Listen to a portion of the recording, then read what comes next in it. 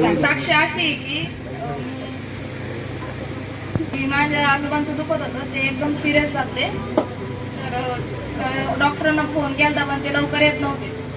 सगळे बाबाकडे पळाले कारण ते हॉलमध्ये होते आणि एकदम त्यांनी सोडून दिलं, अंग सोडून दिलं. ते काही बोलत नव्हते, एकदम बेशुद्ध झाले, सावध पण होत नव्हते. सगळे बोलत होते पण कोणीच आहे ना. मला कॉलेजला जायचं होतं, उशीर झाला. पण मी इकडं माझ्या खोलीत प्रेयर रूम मध्ये मी उभा असतानाच प्रार्थना सुरू केली. मी वचन वाचत होते, ते स्तोत्र मला घ्यायचं होतं ते.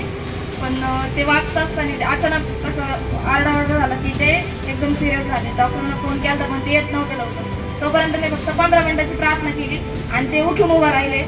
ते खरंच खूप मोठी गोष्ट आहे की ते उठून उभं राहिले. मी 15 मिनिटाची प्रार्थना केली, देवाचं वचन बोलले आणि ते उभं राहिले. तोपर्यंत मी त्या वचनात बोलले पण होते की प्रार्थनेची कोणत्याही डॉक्टरची गरज नाही म्हणलं आणि नेमकं ते उठून उभं राहिले. खूप मोठी गोष्ट आहे माझ्यासाठी.